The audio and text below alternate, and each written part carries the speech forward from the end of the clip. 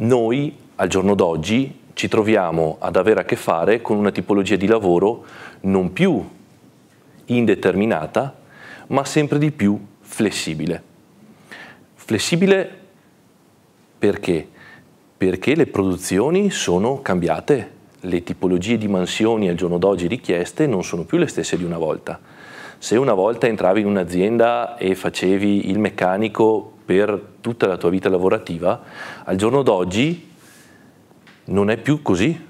Potresti dovere a metà della tua carriera lavorativa cambiare, o per necessità o semplicemente per voglia.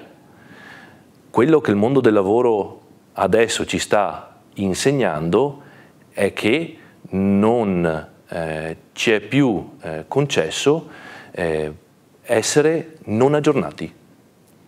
L'aggiornamento, la formazione, lo studio è una cosa che va fatta sempre, sempre, sempre.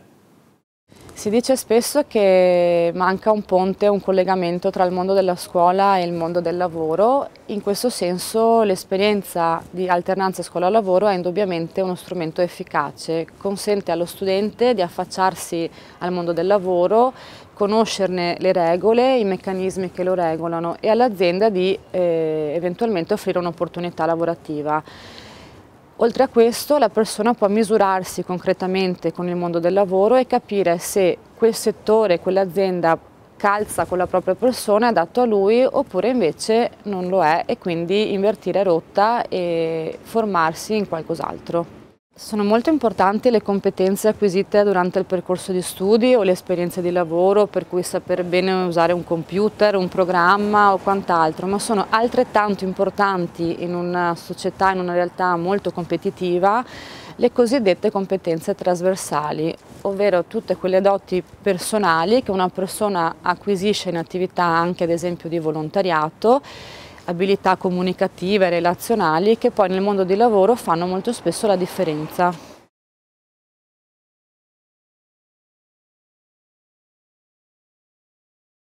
I giovani nel lavoro oggi devono cominciare ad essere parte integrante del lavoro, non restare fermi in panchina a guardare la partita che si gioca fuori. Le loro decisioni che prenderanno oggi si trasmetteranno nel futuro di domani, quindi sono decisioni importanti che si porteranno in seguito.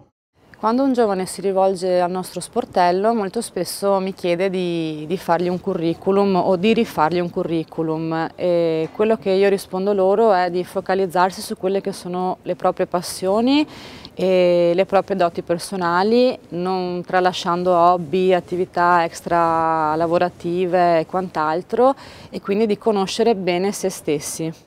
Ai giovani dico di non avere paura di costruire la loro vita, di non aver paura di cadere, di provare a realizzare il loro sogno.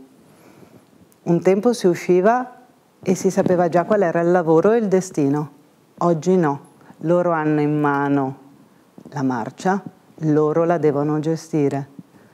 Perché un lavoro è per sempre, se lo fai con passione sarà un grande amore, se lo farai perché devi sarà sempre una fatica e questo è il loro tempo dove cercare di capire dov'è la loro passione. Non aver paura di cambiare posti di lavoro, non aver paura di cambiare lavori, non sentirsi mai troppo vecchi per farlo. Non aver paura neanche di rispondere che non si sa quello che si deve fare e che non si sa come farlo.